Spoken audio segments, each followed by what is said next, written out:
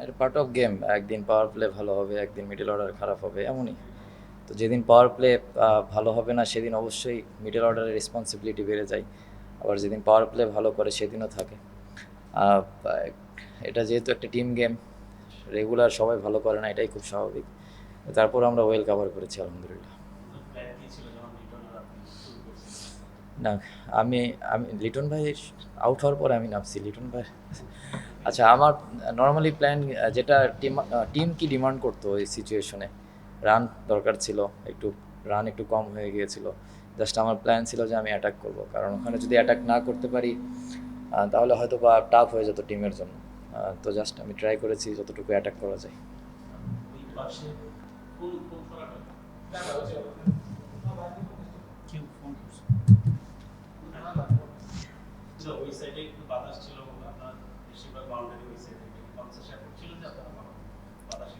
না, এই সাইডেও তো হয়েছে বাতাস এরকম আসলে কোনো কিছু ছিল না মাথায়।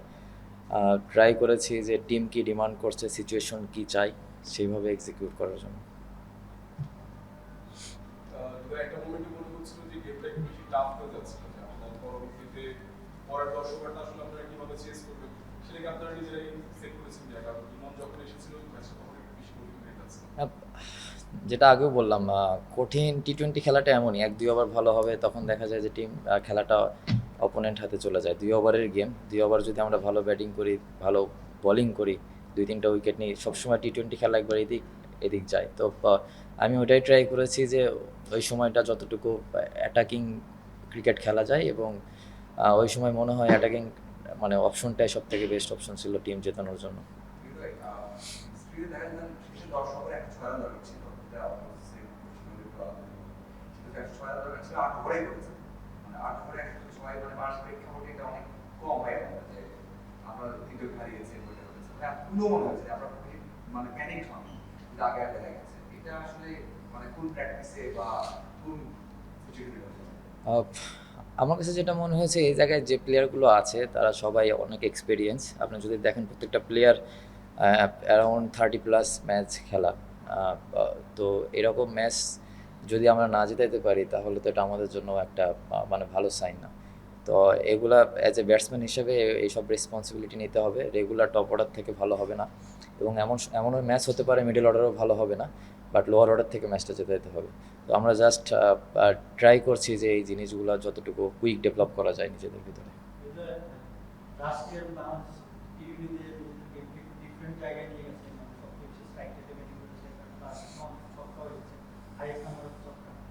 এইখান থেকে এই বছর আপনার নতুন একটা জার্নি শুরু করবেন, সেইখানে কি আপনারা আরো একটু করে যাওয়ার একটা আভাস কি ম্যাচটা কিনা, মানে যে জায়গা থেকে আপনারা ম্যাচটা দেখলেন নর্মালি এরকম ম্যাচ জিতে দেখা যায় না। মানে ছক্কা দিয়ে ছক্কা দিয়ে আগে যাওয়ার কথা বললেন না? না, শুধু ছক্কা না, ওভারঅল আচ্ছা, ব্যাটিং আচ্ছা। এ বা ওভারঅল টি-20 ক্রিকেটে আপনারা আরেকটু ভালো বুঝতে পারছেন কিনা বা আরেকটু ভালো হ্যাঁ, জায়গায় নিয়ে হ্যাঁ, যাবেন কিনা। দেখেন ভালোর তো শেষ নেই। সবাই সবার জায়গা থেকে ভালো, যতটুকু ভালো করা যায় সবাই ট্রাই ট্রাই করে সবসময়। তো আমরাও ট্রাই করছি, টিমটা অনেক দিন হলো সবাই একসঙ্গে খেলছি। বোঝাপড়া অনেক ভালো আছে প্রত্যেকটা প্লেয়ারের সঙ্গে, এবং দেখেন, আমার কাছে আজকে যেটা পজিটিভ মনে হয়েছে যে আমরা প্রেশারটা নিইনি, বা আমাদের কাছে প্রেশারটা বাইরে থেকেও বুঝতে পারিনি যে আমরা প্রেশারে আছি। তো এরকম ম্যাচ আমরা যত জেতাইতে পারবো তত টিমের জন্য ভালো, এবং অ্যাজ এ প্লেয়ার হিসেবে তাদের জন্য অনেক কনফিডেন্স বিল্ড হবে। হৃদয়, 4 নম্বর পজিশনে আজকে যেমনি খেলাটা দিলেন, এর আগেও আপনি আসলে এই পজিশনটাতে খুব ভালো করেছেন। ওয়ানডেতে আনফরচুনেটলি ওয়ানডেতে পরিকল্পনা ওয়াইজ হচ্ছে আপনাকে পেছনে 6 নম্বরে খেলতে হয়েছে। 4 নম্বর পজিশনটাতে যদি ওয়ানডেতে খেলেন ওইটাকে আরেকটু বেশি এনজয় করতেন। 4 নম্বরে আমি খেলেছি 25 সালে। যদি খেয়াল করে দেখেন আমি কেমন করেছি এটা আমি বলতে চাচ্ছি না, এটা হয়তো বা দেখলেই বুঝবেন। বাট খেলার তো ইচ্ছা থাকেই, আসলে সবসময় ইচ্ছা তো পূরণ হয় না, কারণ টিমটা তো আমার নিজের না, টিম গেম। বাট অবশ্যই আমি অবশ্যই লাইক করি, কারণ আমি আমি 19 থেকে শুরু করে আমার কেরিয়ার যখন থেকে এজ লেভেল থেকে 16-18 থেকে যখনই খেলি তখন আমি এই পজিশনটাতেই খেলেছি। বাট এখন সামহাও আমি খেলতে পারছি না টিম কম্বিনেশনের কারণে। হয়তো বা তারা টিম অফিসিয়াল বা যারা ম্যানেজমেন্ট আছে তারা হয়তো বেটার অপশন মনে করেছে, আমি জানি না। বাট মানে অ্যাজ এ প্রফেশনাল প্লেয়ার হিসেবে আমাকে যদি বলে তুমি 7-8-9 ব্যাটিং করবো, কারণ আমার ন্যাশনাল টিমে 7 পর্যন্ত খেলার এক্সপিরিয়েন্স আছে শুধু ওপেন ছাড়া। তো আশা করি যে কোনো না কোনো একদিন ওপেনও ব্যাটিং করবো। আপনার যে দুটো পার্টনারশিপ ওই মোমেন্ট থেকে আবার একসাথে তখন লাগে, তখন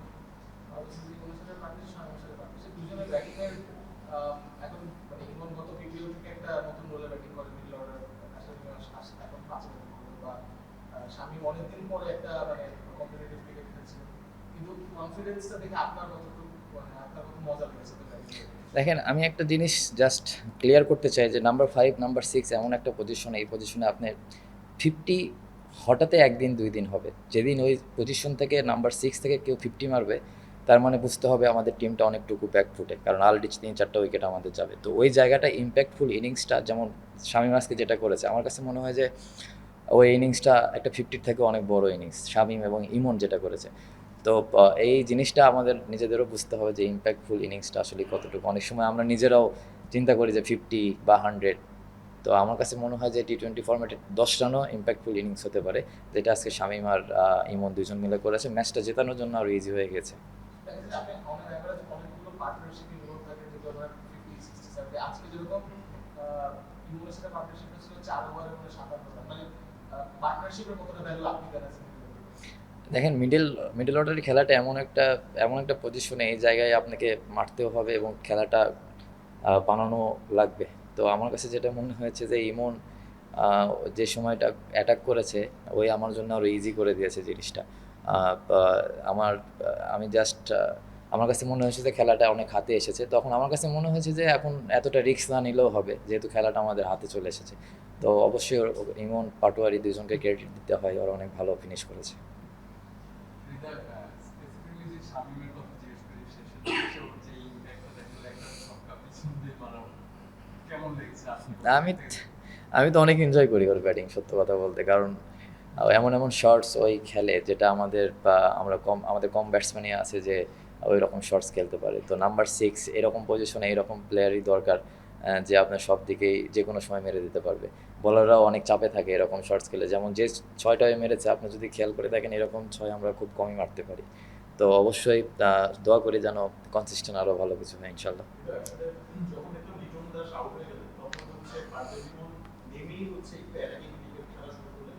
ওটা কি একটা টার্নিং পয়েন্ট ছিল কিনা যে হচ্ছে পিছিয়ে না করার থেকে অ্যাটাকিং করে খেলাটাতে হয়তো আমাদের ফর্মের কাছে আসতে পারে বা হচ্ছে না, কথায় আছে না যে attack is the best defence.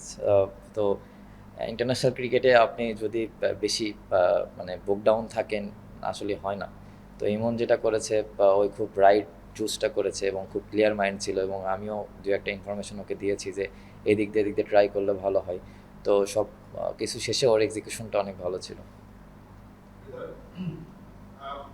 কয়েকদিন আগে আসলে আপনার বেশ কয়েকজন টিমমেট তারা পিএসএল খেলে আসলো 5-6 জনের মতো, এবং বাংলাদেশ থেকে যদি কেউ ফ্র্যাঞ্চাইজি ক্রিকেট খেলতে যায় আমরা তাহলে হৃদয়কেও নর্মালি ভাবি আর কি যে ফ্র্যাঞ্চাইজি ক্রিকেট খেলে সেখানটায় হয়তো আপনার ডাকটা আসে সম্ভব।